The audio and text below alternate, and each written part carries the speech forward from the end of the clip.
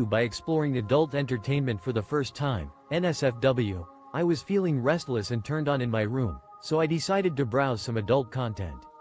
I had seen ads for Pornhub Live before, but never checked it out. I thought it would be interesting, so I took a look. Upon entering, I was greeted by a variety of attractive women. I entered a few of their live streams and noticed a chat feature on the side, but I needed to create an account to participate. To sign up, I provided my email and password, and was asked to choose a username. In my haste, I chose Jakob 69,420 feet without much thought. The next step was to provide my credit card information, but the website assured me it was only for donations if things got too intense. I was skeptical, but too far along to turn back. Once I was signed in, I started watching a few live streams, but they were all pretty underwhelming. I decided to multitask and open multiple tabs to see which one would catch my eye. However, the website kept popping up a notice saying I could only watch one stream at a time. I kept getting annoyed by this prompt and had to click a refresh button several times.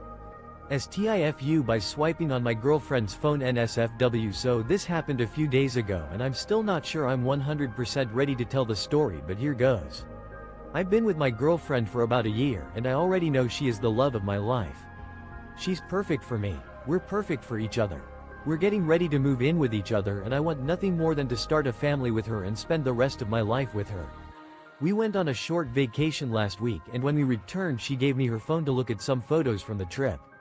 She went to the bathroom while I had her phone, and as I was scrolling through the pictures it kind of jumped to a period that was about a year and a half ago. If you have an iPhone you know what I'm talking about. You scroll a little bit too fast and all of a sudden you're back at the start of the photo album. It's annoying as hell, but some photos caught my eye. Some photos that I really shouldn't be seeing, of her and a previous boyfriend.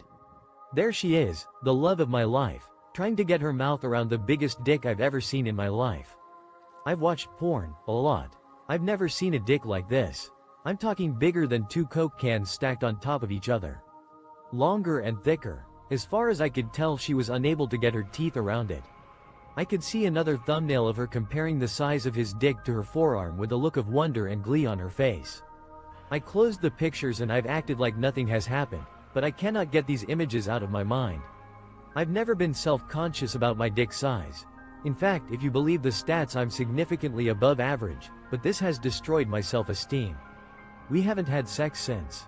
I can't concentrate on my work. I just wish I had never seen those damn pictures. TLDR, accidentally saw some pictures of the love of my life sucking the biggest dick on earth and my stupid male ego is destroyed. Update. There's a lot of people assuming that this was a one-night stand. It wasn't. She was with this guy for 3 years. The FCC just voted to end net neutrality. But the fight isn't over. We can get Congress to overturn their vote using a congressional resolution of disapproval. It only takes a simple majority in the House and Senate. We can do this. The FCC just voted to repeal all existing N.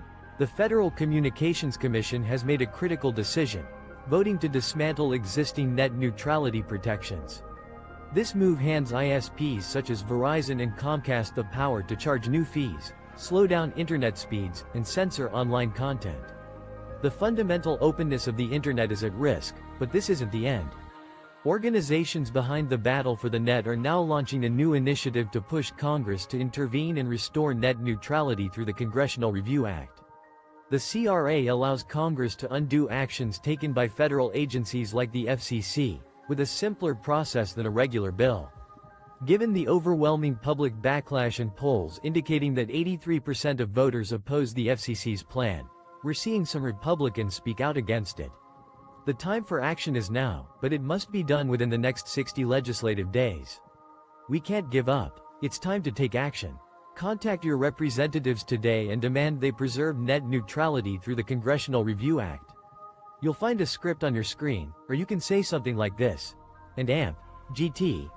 I support Title II net neutrality and urge you to use the Congressional Review Act to pass a resolution of disapproval, reversing the FCC's December vote to repeal the Open Internet Order. Alternatively, you can text TIFU by confiscating my son's Game Boy and hiding it. For 18 years, my son was not doing his homework, so I confiscated his GBA. I told him he would get it back next week. Well, he's a pretty clever dude and knew all my hiding places, so I put it someplace he would never know.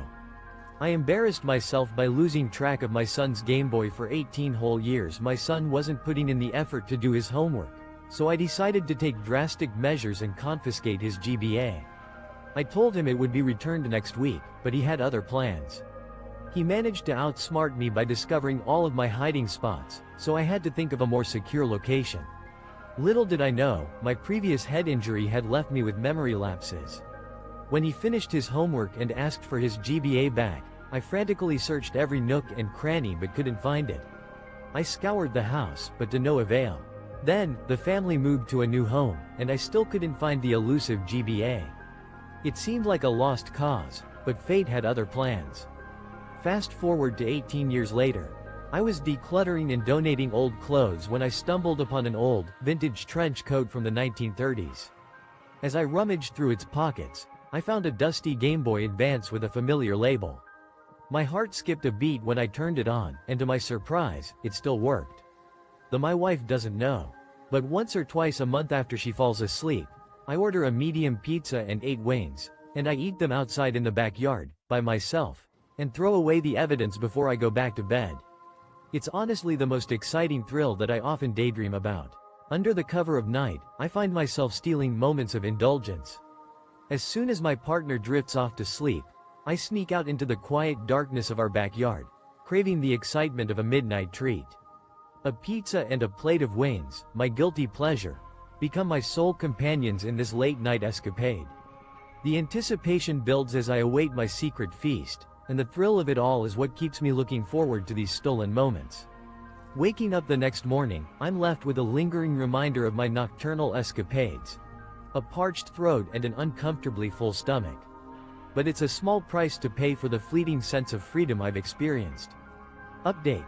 The next indulgence is just around the corner, and I'm eager to relive the excitement of my midnight escapades. I'll be sure to capture the moment with some photographs to commemorate the occasion.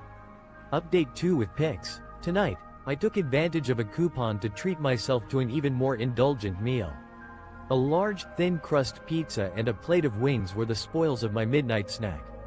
Although I prefer the original crust, the thin crust option was a pleasant surprise. After devour, I tried Yo Post this before, but it got removed as I hadn't waited 48 hours. Hopefully this time it works. Hello, lovely people. As promised, I am back with an update for you on all what happened though. Navigating a new reality. Coming to terms with my son's relationship, I've made it back to share an update on the previous post. If you missed it, you can catch up here. First and foremost,